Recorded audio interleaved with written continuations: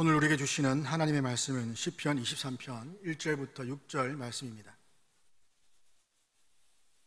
시편 23편 1절부터 6절 말씀, 제가 가진 구약 성경은 818면입니다.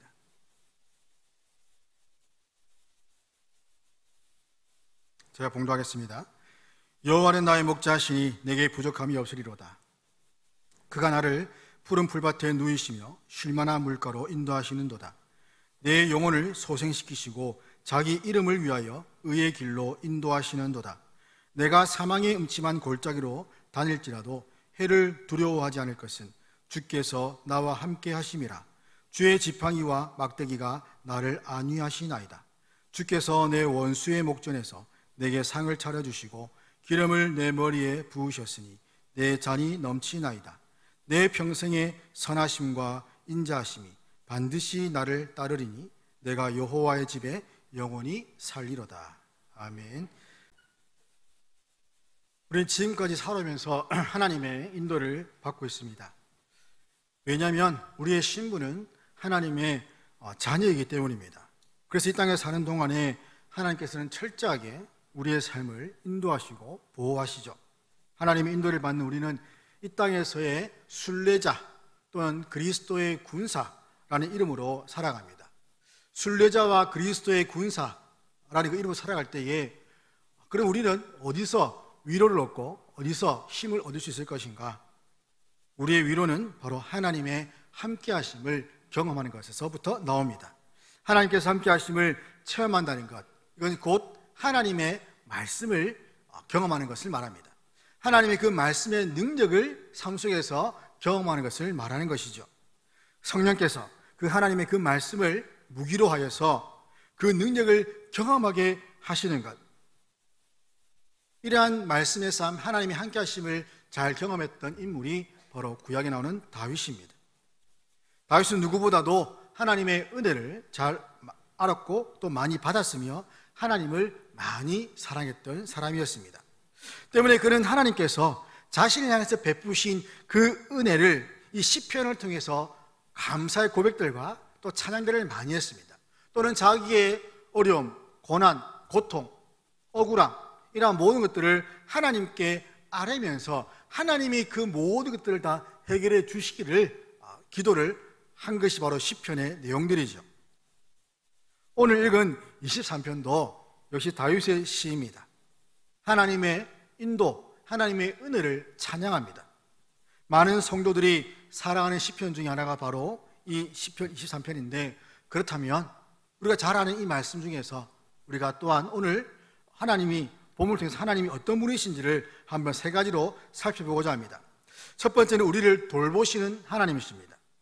1절에 보면 다윗은 하나님을 목자로 비유를 합니다. 이 목자라는 단어에는 먹이고 돌보고 양육하다라는 의미가 있는데, 목자가 되시는 하나님이 계시기에 우리에게는 부족함이 없다라는 고백을 합니다. 목자 역할은 양을 돌보는 겁니다. 이 돌보다는 것이 양을 그냥 내버려 두는 것을 말하는 것이 아닙니다. 양을 풀어놓고 내버려 두어서 그냥 아무렇게 있는 것이 아니라 그 양들을 잘 감시하고 있습니다. 양들이 어떤 위험으로부터 공격을 받을까 하면서 이 목자가 감시를 하는 것이죠. 목자가 양들이 풀을 뜯어먹도록 그냥 내버려 두는 것 같지만 실제로는 그 양들의 안전을 위해서 이곳저곳 다니면서 보호를 하는 겁니다. 감시를 하는 겁니다. 계속 긴장을 하고 있는 것이죠. 양은 방향 감각이 없습니다. 그래서 길을 잘 찾지 못하고 이리저리 방황합니다. 그래서 주님께서도 길 잃은 양처럼 방황하는 내 양들처럼 목자가 없이 방황하는 내 양들이라고 말씀하시는 것이죠. 또한 양들은 자기를 지킬 수 있는 힘이 없는 아주 무력한 존재들입니다. 외부의 공격으로부터 자신을 보호할 수 있는 힘이 없습니다. 또한 털이 많기 때문에 이 더러움에 쉽게 오염이 되어서 스스로 이 몸을 씻지도 못합니다. 이런 양을 보고 이사야는 우리는 다 양 같다라고 표현을 하고 있습니다. 양처럼 영적 방향 감각이 없어서 하나님이 원하시는 길로 가지 못하고 이리저리 방황하는 모습, 하나님이 무엇을 원하시는가를 알지 못한 채, 그런 방향 감각이 없기 때문에 전혀 갈 바를 알지 못하고 왔다 갔다 하는 그러한 모습들, 또 영적으로는 볼 때 전적으로 무능해서 우리 영혼을 스스로 구원할 수 없고 지킬 수 없는 모습, 또한 죄의 유혹과 더러움에 너무나도 쉽게 오염이 되기도 합니다.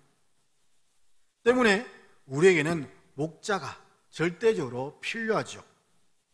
우리가 바른 그 인생길을 가고 사탄의 괴계와 그 유혹으로부터 우리의 영혼을 지키며 또한 죄를 씻어서 깨끗하게 되기 위해서는 반드시 목자가 필요합니다. 그러면 누가 우리의 목자인가? 우리 다 알고 있습니다. 바로 예수 그리스도시죠. 예수님이 우리의 목자가 되십니다. 예수님은 우리의 선한 목자이십니다. 다윗은 고백하기를 여호와께서 나의 목자시다. 하나님이 나의 목자시다. 때문에 하나님께서 함께 하시는 그 인생은 어떤 역경이 온다 할지라도 결코 흔들리지 않습니다. 어떤 어려움이 온다 할지라도 결코 무너지지 않습니다. 왜요? 하나님이 함께 하시기 때문에, 하나님이 보호하시기 때문에 흔들릴지언정 무너지지는 않는다는 말입니다. 그리고 다윗은 부족함이 없다라고 고백합니다. 부족하다는 것은 결핍 또는 모자람, 더 낮게 하는 것, 실패하게 하는 것, 이런 의미가 있는데, 하나님이 나의 목자가 되시기 때문에 나는 전혀 모자라지도 않고 또 실패하지도 않고 더 이상 낮아지지도 않는 그런 뜻이죠. 그래서 여기에 부족함이 없다라는 이 동사, 이 부정말은 매우 강한 의미의 부정어인데 절대 아니다라는 말입니다. 전혀 없다라는 말입니다. 부족함이 절대 아니다. 부족함이 전혀 없다. 그래서 이 부족함이 없다는 말은 어느 부족한 정도에서 간신히 벗어나는 정도. 이제 조금 부족하면서 벗어났구나. 10개면은 이제 겨우 11개 정도의 어떤 벗어남, 부족함을 간신히 벗어난 정도가 아니라 매우 넉넉하여 풍족하여 부족함과 아무런 관계가 없는 그런 상태를 말합니다. 10개면 10개를 넘어서서 100개, 1000개, 10,000개가 되어서 10개를 보이지 않을 정도로 내가 부족함이 있었나 싶을 정도로 여기에 만드는 것, 그것이 부족함이 없다라는 뜻이라는 것이죠. 여호와를 목자라 따를 때에 부족함이 없이 풍족하며 넉넉한 상태가 되어서 영원히 지속되는 것을 의미합니다. 이처럼 하나님의 인도는 양들이 결코 부족함이 없도록 하십니다. 양의 부족함을 목자가 보증하듯이 인간도 하나님이 없이는 결코 만족한 삶을 누릴 수가 없습니다. 권세나 부요함, 명예, 이러한 것들은 일시적인 기쁨을 주고 일시적으로 내가 잠깐 풍족함을 누리게 되고 또 일시적으로 잠깐 만족을 주고 사라지는 정말 허무하고 덧없는 것들입니다. 하나님을 경외하는 자들은 전능하시고 모든 것이 부족함이 없으신 그 하나님의 공급과 충만과 그 보호로 인해서 영원히 만족하는 삶을 누리게 됩니다. 출애굽한 이스라엘 보십시오. 40년 동안 광야 생활했습니다. 그들이 광야 생활할 때 어떻게 했습니까? 누가 그들을 먹이고 입히셨습니까? 누가 그들에게 물을 주었습니까? 누가 그들에게 고기를 주었습니까? 하나님이십니다. 먹을 것과 입을 것과 마실 것, 이 모든 것들을 40년의 그 광야 생활 속에서 반석을 통해서 물을 주시고 메추라를 통해서 고기를 주시고 만나를 통해서 매일매일 그들에게 먹을 것을 공급해 주셨습니다. 사르밧 과부를 보십시오. 가뭄이 끝날 때까지 그의 집에 통에 가루가 떨어지지 않고 그 병에 기름이 없어지지 않았다라고 기록하고 있습니다. 하나님이 함께 하시니 그 가뭄 가운데 그 통에 얼마 되지 않는 그 가루가 없어지지 않고 그 기름이 없어지지 않는 그 놀라운 은혜를 경험했던 것이죠. 이처럼 하나님은 째째하게 주신 분이 아니라 주실 때에 풍성하게 주시는 분입니다. 그런데 왜 우리는 늘 부족하다라고 여기며 살고 있을까요? 하나님이 나의 목자임에도 불구하고 왜 부족하다고 여기면서 더 달라고 마치 아이가 맛있는 것을 먹고 그 맛있는 것을 먹기 위해서 엄마에게 울며 떼를 쓰는 것처럼 떼를 쓰는 것일까? 조르는 것일까? 그것은 세상의 욕심이 마음 가운데 자리 잡고 있기 때문입니다. 세상의 욕심이 우리 마음 가운데 있기 때문에 그 욕심을 채우기 위해서, 사라지지 않는 그 욕심을 채우기 위해서 자꾸만 떼를 쓰는 것이죠. 그래서 하나님의 그 공급이 부족한 것이 아니라 우리 마음에 자족함과 감사가 없기에 불평하고 원망하는 겁니다. 하나님은 계속해서 부어주십니다. 계속해서 주십니다. 근데 그 주신 것을 우리는 만족하지 못하고, 그러니 감사가 없고, 그러니 불평이 나오는 것이죠. 또한 우리가 불평하다고 생각하는 이유는 하나님을 경외하지 않기 때문입니다. 시편 34편 9절 보면 너희 성도들아 여호와를 경외하라. 그를 경외하는 자에게는 부족함이 없으리로다. 하나님을 경외하는 자, 곧 하나님의 백성들, 하나님의 백성들을 하나님을 경외해야 됩니다. 하나님을 경외하는 자들은 신실하신 그 하나님이 공급하시되 부족함이 없이, 그 부족이라는 그 단어를 내 머리에 둘 여유조차 없게끔 하나님이 풍성하게 부어주신다는 것을 확신하는 자들입니다. 예레미야 31장 14절에 보면 내가 기름으로 제사장들의 마음을 흡족하게 하며 내 복으로 내 백성을 만족하게 하리라. 여호와의 말씀이니라. 제사장들의 마음을 흡족하게 하고 백성을 만족하게 하시는 이는 바로 하나님이십니다. 기름으로 그리고 복으로 흡족하게 하고 만족하게 할 것이다. 그렇게 말하는 자가 누구냐? 바로 여호와 하나님이라는 그 말씀이죠. 시편 34편 10절 보면 젊은 사자는 궁핍하여 줄을지라도 여호와를 찾는 자는 모든 것에 부족함이 없으리로다. 젊은 사자가 어떤 사자입니까? 아주 힘센 사자죠.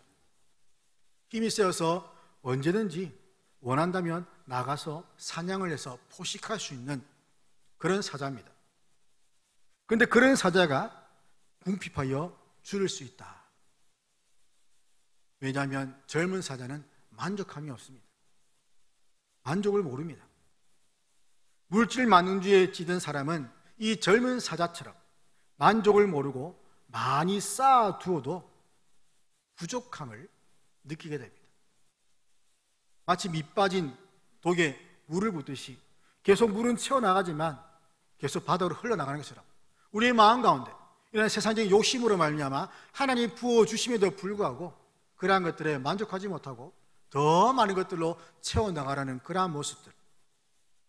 하지만 여호와 하나님을 아는 자, 그분이 좋은 것으로 채우실 것을 믿는 자는 어떤 상태에 있을지라도 부족함을 느끼지 못합니다. 어떤 상태에 있을지라도 부유하든지 비천에 처하든지 어떤 상태에 있을지라도 늘 동일하다는 것이죠. 왜요? 하나님이 그 풍성하게 부으실 것을 믿기 때문입니다. 이런 자족함으로 우리에게 주시는 그 풍성하신 하나님, 그 하나님과 날마다 동행하는 저와 여러분 될 수 있기를 주의 이름으로 축원합니다. 두 번째는 평안과 안식을 주십니다. 이렇게 목자이신 하나님께서 인도하시는 곳이 어딘가 하면 이전에 하는 것처럼 푸른 풀밭과 쉴만한 물가입니다.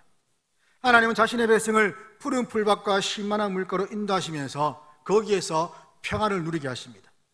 이 평안함의 가장 근본적인 원인은 무엇인가 하면 하나님이 목자가 되신다는 사실입니다. 하나님이 목자가 되시기 때문에 푸른 풀밭과 푸른 물가가 우리에게 평안을 주고 안식을 주는 장소가 될 수 있다는 것이죠. 그러기에 무엇의 부족함도 느끼지 못합니다. 식사를 할 때에 가장 맛있게 먹을 수 있는 방법이 무엇일까요? 바로 편한 사람과 먹는 겁니다. 친한 사람과 밥을 먹는 것이죠. 불편한 사람과 밥 먹으면 소화 안 됩니다. 먹어도 먹는 것이 아닌 돌을 씹는 것 같고 잘 먹는다 하더라도 소화가 안 되어서 결국에는 체하고 마는 것이죠. 마찬가지로 아무리 푸른 풀밭이고 쉴만한 물가고 진수성찬을 하더라도 하나님이 함께하지 않으면 그러한 모든 것들은 아무런 소용이 없다는 말입니다. 또한 이렇게 평안을 주시는 분을 바로 신약에서는 요한복음에서 주님은 내가 너에게 평안을 준다라고 말씀합니다. 예수께서 우리에게 세상에 줄 수 없는 참된 평안을 주신다는 겁니다. 이 평안을 통해서 우리는 부족함이 아니라 풍성함을 누릴 수 있습니다. 주님께서 이 땅에 오신 것은 양들로 하여금 생명을 얻고 더 풍성하게 얻게 하려는 것이다 라고 말씀하시는 것이죠. 때문에 예수님만 있는 자들은 결코 부족함이 없이 평안을 누릴 수가 있습니다. 목자는 양을 위해서 최선을 다해서 좋은 푸른 풀밭과 실만한 물가로 인도합니다. 그리고 양들을 푸른 풀밭에 누입니다. 이 푸른 풀밭이라는 것은 광야의 그 뜨거운 햇빛을 피하여서 쉴 수 있는 그늘진 장소를 의미하는데, 왜냐하면 팔레스타인 땅은 1년 중에 절반 이상이 이 황무지로 변하기 때문입니다. 비가 많이 오지 않기 때문에 강수량이 적기 때문에 쉽게 가뭄이 들고, 또 절반 이상이 황무지로 변하기 때문에 이 좋은 풀을 먹기 위해서 목자들은 쉴 새 없이 이곳저곳 다니면서 그것을 찾는 것이죠. 그렇게 많은 노력을 하게 됩니다. 그렇게 찾은 푸른 풀밭에 양들을 풀어서 누이는 것이죠. 이 누이다라는 말은 기대다, 엎드리다, 휴식하다, 앉다 이런 의미가 있습니다. 푸른 풀밭에 엎드려 휴식하는 그 장면, 목자 양을 쉬게 하고, 또한 풀밭만 있는 것이 아니라 뭐도 있습니까? 물도 함께 했습니다. 이 쉴만한이라는 것은 안전하게 쉴 수 있는 곳이고 평안한 거처를 말하는데, 양을 기르는 목자의 이런 행동, 음식과 함께 마실 수 있는 음료를 제공하는 것, 최고의 만족과 기쁨을 주는 것이죠. 더 이상 바랄 것이 없습니다.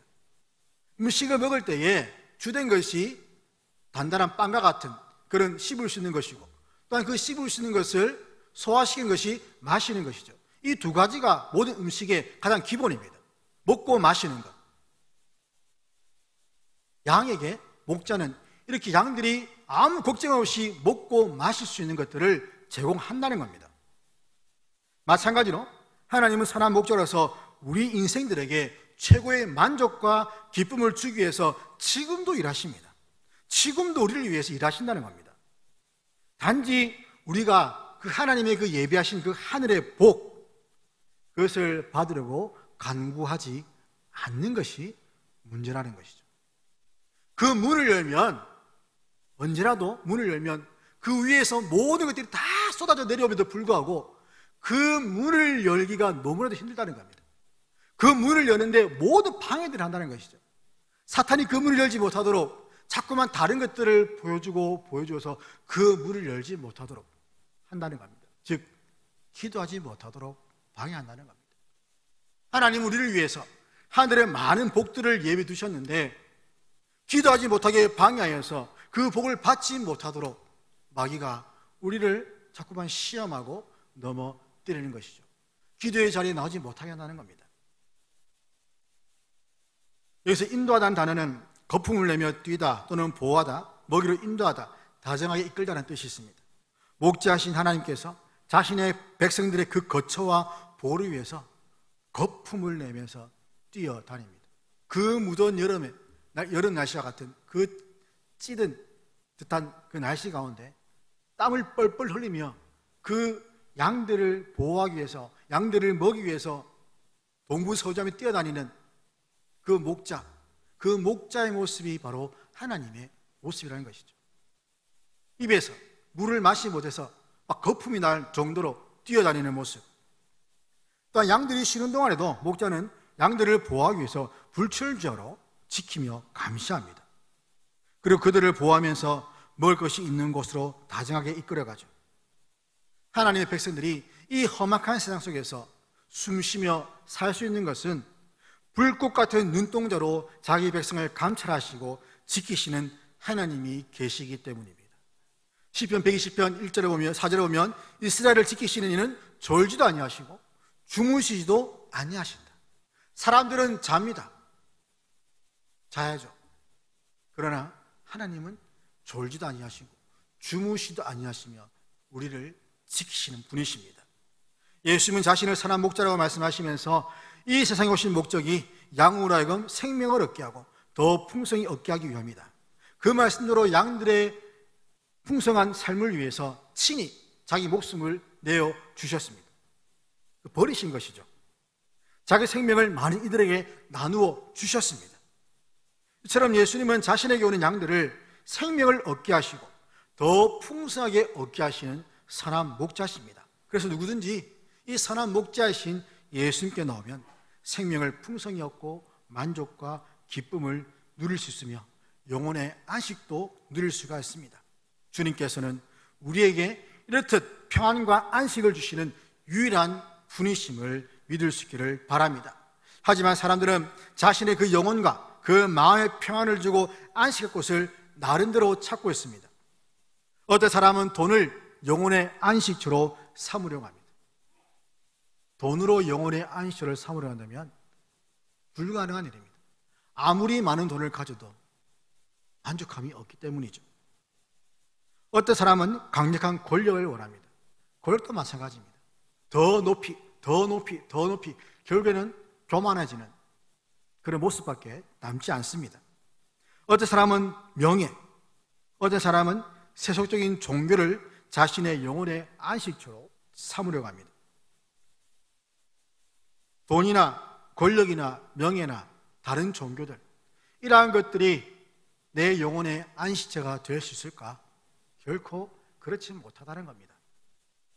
인간은 하나님의 형상으로 창조되었기 때문에 하나님이 아니면 그 무엇으로도 만족할 수가 없습니다. 그 잃어버린 그 하나님의 형상을 찾기 위해서 다양한 것들을 찾고 구하지만 그러나 결코 그 하나님의 형상을 회복할 수가 없다는 것이죠. 오직 하나님만이 그 형상을 회복하게 하실 수가 있습니다. 그러기에 우리는 그런 가짜들, 그런 거짓된 것들을 찾지 말고 진짜를 찾아가는 것이죠.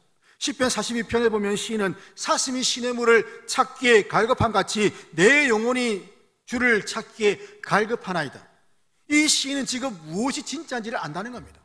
많은 사람이 하나님이 어디 있느냐고 욕을 하지만 거기에 동조하지 않고 자신이 믿는 그 하나님을 찾으면서 내가 정말 하나님을 찾기에 갈급합니다. 하나님, 나에게 보여주십시오. 그리고 6절에 가면 자신의 영혼을 향해서 내 영혼아 어찌하여 낙심하며 불안하느냐. 하나님께 소망을 두라. 너의 구원의 하나님께 소망을 두라고 명령하는 것이죠. 이것이 목자이신 하나님을 따르는 우리의 심령이 되어야 됩니다. 무엇 때문에 낙심하며 절망합니까? 하나님 우리에게 가장 좋은 것을 주십니다. 무엇에 소망을 두려고 합니까? 우리의 영혼에게 참된 평안과 안식을 주시는 하나님께만 소망을 두십시오. 그러면 하나님께서 말할 수 없는 평안과 안식을 더해 주실 것입니다. 이렇지만 하나님께서 함께 하시는 인생은 안식과 평안이 가득합니다. 이런 삶을 살기를 원치 않습니까? 따뜻한 봄볕이 드는 그 마루에 앉아서 편안하게 잠을 자는 그 아기의 모습, 그리고 그 아기를 사랑스러운 눈길로 바라보는 엄마의 얼굴, 무엇과 비교해도 정말 가장 평안하다고 말할 수 있는 그런 한 장면이죠. 우리를 따뜻하게 사랑의 눈으로 바라보시는 그 하나님이 우리에게 평안과 안식을 주시는 분입니다. 이 하나님이 함께 하시는 저와 여러분의 삶이 될 수 있기를 주의 이름으로 축원합니다. 세 번째는 구원을 베푸시는 하나님이신데, 하나님께서는 푸른 풀밭과 쉴만한 물가에서 평안을 누리는 그 인생들에게 영혼의 소생을 시키신다라고 3절에서 말씀합니다. 이 소생하다는 단어는 돌아가다 또는 물러가다는 의미가 있는데 다시 새롭게 힘을 얻도록 하시는 것이죠. 아이들, 10대에 있는 아이들을 보면 그 먹는 음식의 양이 엄청납니다. 요즘 말로 1인 1닭, 그냥 혼자서 한 마리의 통닭을, 치킨을 다 먹을 수 있을 정도로, 피자 한 판도 기꺼이 먹을 수 있을 정도의 엄청난 그 식사량을 자랑하는데, 그렇게 먹어도 배가 고프죠. 마치 젊은 사자가 궁파에 굶주린 것처럼 무엇인가 먹어도 계속 배가 고픕니다. 이처럼 육신의 음식은 우리에게 먹어도 계속 배가 고프고 갈증을 나게 만듭니다. 아무리 적게 먹는 사람이 할지라도 하루에 한 끼는 먹잖아요. 혹시 안 먹으신 분 계시나요? 저는 밥을 먹지 않습니다. 지금까지 살아오면서 밥을 먹은 적이 없습니다. 아무도 없을 겁니다. 최소한의 음식이라도 먹어야만 그 생명을 유지할 수 있기 때문에 무엇이라도 먹어야 됩니다. 육신이 원하기 때문이죠. 그런데 우리 주님이 주시는 그 음식은 결코 목마르지도 그리고 배고프지도 않습니다. 왜냐하면 예수님이 주시는 그 음식은 눈에 보이는 것이 아니라 바로 예수님 자신이기 때문입니다. 내가 생명의 떡이요 내가 생명의 음료다. 참된 음료와 생명의 떡이 되시는 그 예수님이 우리 안에 계시면 우리는 우리의 영혼이 솟게 되고 다시 힘을 얻는 그런 은혜를 누리게 되는 것입니다. 여러분은 그리스도로 말미암아 솟아나게 되는 힘을 얻고 있습니까? 예수님 한 분만으로 만족하며 살고 있습니까? 대부분 하나님 한 분만으로 만족한다라는 말들을 하지만 실제 삶에서 건강과 재물과 자녀에 대한 이 땅에서의 어떤 육체적인 유익 그러한 것들을 구하면서 그러한 것들이 마치 내 삶의 가장 중요한 것으로 여기면서 살 때가 얼마나 많습니까? 지금 내가 기도하는 그 기도의 손들 중에 이 세 가지가 없다면 그것은 아마도 가짜 기도일 겁니다. 우리 모두는 다 건강과 재물과 이 자녀를 위해서 다 기도를 합니다. 이것이 없으면 마치 내 삶은 아무것도 아닌 것처럼 여기면서 말이죠. 그렇게 생각하면 왜 우리에게 믿음이 필요하겠습니까? 하나님을 믿는다고 하면서도 우리 실제 삶에서 그 하나님을 믿는 그 믿음을 왜 세상 가운데 보여주지 못하고 그들과 동일하게 먹는 것, 입는 것, 마시는 것, 이 세상살이에 얽매여서 걱정하고 염려하며 살고 있습니까? 하나님은 자기 이름을 위해서 의의 길로 인도하십니다. 이 이름이라는 것은 권위와 명성과 또 평판과 영광을 의미하는데 질병을 고치시고 가난한 자를 부하게 하시며 약한 자에게 힘을 주시고 또 삶이 절망 가운데 있는 자들에게 용기와 새 힘을 주시는 것은 다른 이유가 아니라 바로 이 하나님의 거룩하신 이름을 두고 약속하셨기 때문입니다. 그래서 하나님께서는 자기 이름을 위해서 의의 길로 또는 의의 방법으로 인도하신다라고 말씀하고 있습니다. 하나님 자신의 이름을 위해서 행하시는 그 모든 일들은 하나님의 그 영광을 위해서 행하시는 사역들입니다. 또한 이 의라는 것은 신앙적인 의미에서 볼 때에 최고의 재판장이신 그 하나님의 평판에 전혀 걸림이 되지 않는, 전혀 거리낌이 없이 온전한 삶을 사는 것을 말합니다. 이러한 온전한 삶, 거리낌이 없는 삶, 이러한 삶을 사는 것이 바로 의의 길이라는 것이죠. 그런데 이 의의 길은 넓은 길이 아니라 아주 좁은 길입니다. 이 길은 생명으로 인도하는 길입니다. 이 길은 좁고 협착해서 아무도 찾는 사람이 없는 길입니다. 그런데 이 길은 하나님께서 인도하시는 길입니다. 하나님이 인도하시는 길이기에 생명으로 통하는 길입니다. 여기에 인도하다는 단어에 안내하다라는 의미가 있습니다. 마치 목자가 양을 이끌고 앞장서서 가는 모습인데 목자는 늘 자기 양과 함께 하죠. 옆에 있기도 하고 또는 뒤에서 앞으로 몰아가기도 하고 또 앞에서 이끌기도 하는 그 모습입니다. 목자는 양과 함께 하면서 그 양을 바른 길로 인도해서 생명과 안식을 누리게 합니다. 마찬가지로 우리는 이 좁고 협착한 그 길을 홀로 가는 것이 아니라 하나님이 인도하시고 그 의로운 길을 먼저 앞서서 가시기 때문에 그 의의 길을 우리가 갈 수가 있는 겁니다. 하나님이 이미 가신 그 길이기 때문에 그 길을 우리는 갈 수가 있습니다. 목자신 하나님이 앞서 가신 그 길이기 때문에 우리는 그 길을 따라갈 수가 있는 겁니다. 하나님이 자기 이름을 위해서 의의 길로 인도하시는데 이것은 자기 이름을 위해서, 자기 이름을 높이기 위해서, 내가 이름으로 드러내기 위해서 의의 길로 인도하시는 것이 아니라 자기 이름 때문에, 내 이름이기 때문에 그렇게 하신다는 것이죠. 사람은 자기 이름 때문에 어쩔 수 없이 해야 할 일들이 있습니다. 내 이름을 걸고 맹세할 일들을 해야죠. 자기 이름에 명예가 있으니까. 또는 맹세할 때 부모의 이름을 걸고 맹세한다든지 가문의 이름을 걸고 맹세할 때에 그 맹세한 것은 반드시 지켜야 됩니다. 하나님께서도 자신의 이름으로 맹세하시고 약속하신 것이기 때문에 하신다는 겁니다. 심지어 유력한 가문에서는 그 가문의 명예를 위해서 자기의 모든 것을 다 포기하는 경우, 심지어 목숨도 내놓하는 경우도 있습니다. 우리 하나님은 자기 이름 때문에 우리를 의의 길로 인도하시는데, 이것은 이름 때문에 억지로 하는 것이 아니라 도리어 사랑으로 인도하시는 것이죠. 이 길은 목자신 하나님 보시기에 가장 안전한 길입니다. 우리가 보기에는 넓은 대로가 안전해 보일지 모르겠지만, 그러나 하나님의 보시기에는 이 좁은 길, 이 의의 길이 가장 안전하고 이 길을 가야만 바로 생명의 길로 갈 수가 있다는 겁니다.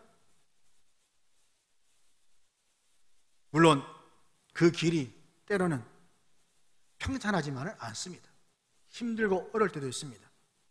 하지만 하나님이 우리를 고생시키려고 일부러 그 길로 인도하시는 것이 아니라는 것이죠. 이 길로 가야만 생명으로 갈 수가 있기 때문입니다. 무치산 기도원을 가보신 분도 계실 겁니다. 지금은 버스 길이 이제 공사를 해서 거의 기도원 근처까지 버스가 올라간다 하는데, 예전에는 그 길이 말 그대로 밑에서부터 위에까지 끝까지 걸어 올라가야 되는 그런 길입니다. 그래서 지게를 메고 이제 위에 음식물이나 물을 올라가는 사람들은 지게를 메고 음식물이나 그런 것들을 싣고 메고 올라가죠. 그 올라가는 길이 짧은 길은 아니지만 매우 평탄하지도 않습니다. 높고 산길이 무척 험해서 그래서 무척산이라고 한다고 합니다. 그러나 그 길로 가야만 그곳으로 갈 수 있다는 겁니다. 힘들지만 이 길을 통하지 않고서는 갈 수가 없다는 것이죠. 이 의의 길이 아니면, 예수님이 아니면 생명에 이룰 수 없기 때문에 그 길로 인도하시는 겁니다. 가는 길이 어렵고 힘들지라도 그 길이 가장 안전한 길. 하나님께서 우리 죄인인 우리가 그 의의 길로 가려면 우리가 의인이 되어야만 하시고, 그 길로 갈 수 있도록 하시기 위해서 독생자를 십자가에 죽게 하시고, 그 예수님의 그 의를 우리에게 주셔서 그 의의 길을 갈 수 있도록 하신 것이죠. 그래서 하박국 선지자는 오직 의인은 믿음으로 말미암아 살리라고 말씀합니다. 죄인 우리를 의의 길, 생명의 길로 길로 갈 수 있도록 우리의 힘과 노력과 공로와 선행으로 도무지 할 수 없는 그 일을 하나님이 직접 하셨고, 그것을 믿는 자들은 영생을 얻고 구원을 받는다는 겁니다. 이것이 얼마나 큰 영광입니까? 세상에서 가장 불의하고 가장 악한 우리를 의인이라고 칭하시는 그 하나님의 은혜, 그 그리스도의 옷을 입고 하나님의 그 은혜의 보좌 앞에 담대하게 나갈 수 있는 자녀의 권세를 주신 그 하나님을 우리는 날마다 찬양해도 모자랍니다. 하나님의 그 구원의 은혜를 모른다면 우리는 평생 하나님을 믿는다고 하면서도 원망과 불평과 변명 가운데 살지 모릅니다. 또한 인도하심에는 통치의 의미가 있습니다. 그래서 그리스도인은 하나님의 인도에 기쁨과 감사로 철저하게 순종해야 합니다. 하나님의 그 인도에 순종하는 자는 그 발걸음이 형통하게 됩니다. 우리는 우리의 길을 계획하지만 실제로 그 길을 인도하시는 분은 바로 여호와 하나님이시기 때문입니다. 그래서 하나님의 통치에 순종하십시오. 또한 하나님의 인도에는 함께 하심의 의미가 있습니다. 창세기 28장 15절 보면 하나님께서 야곱에게 말씀하시기를 내가 너와 함께 있어 내가 어디로 가든지 너를 지키며 너를 이끌어 이 땅으로 돌아오게 할지라. 내가 너와 함께 있어 어디로 가든지 너를 지키며, 즉 하나님이 함께 있다는 말은 하나님이 우리를 지키신다는 말이죠. 그래서 하나님이 함께 하셔서 지키시며 이끄시는 자는 어디를 가든지 두렵지 않고 그리스도인으로서 당당하게 살 수가 있습니다. 그래서 우리는 하나님의 이름을 위해서 살아야 됩니다. 그리스도인은 하나님의 이름을 위해서 사는 존재들입니다.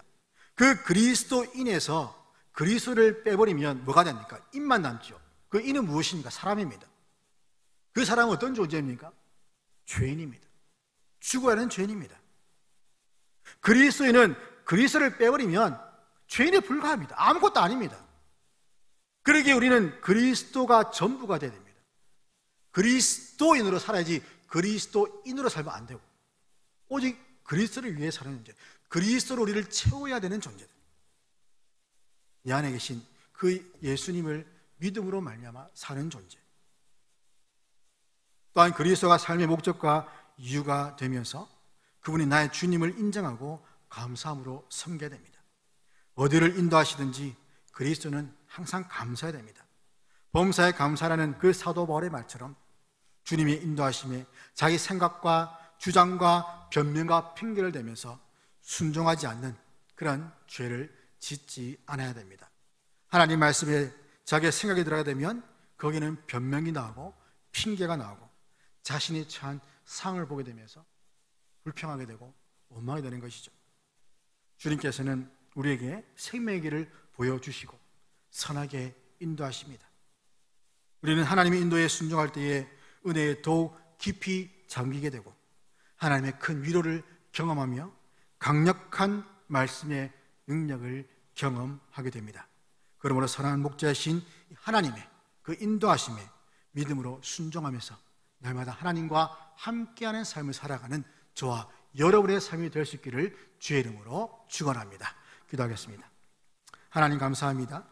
우리의 선한 목자신 주님, 우리를 좋은 곳으로 인도하시고 우리의 좋은 곳으로 베풀으시는 그 하나님을 찬양합니다. 우리와 늘 함께 하시고 우리의 모든 발걸음을 인도하시는 하나님과 동행하는 삶을 살면서 하나님이 기뻐하시는 믿음의 삶을 살아갈 수 있는 저희 모두가 되게 하여 주시옵소서. 우리 주 예수 그리스도 이름으로 기도드립니다. 아멘.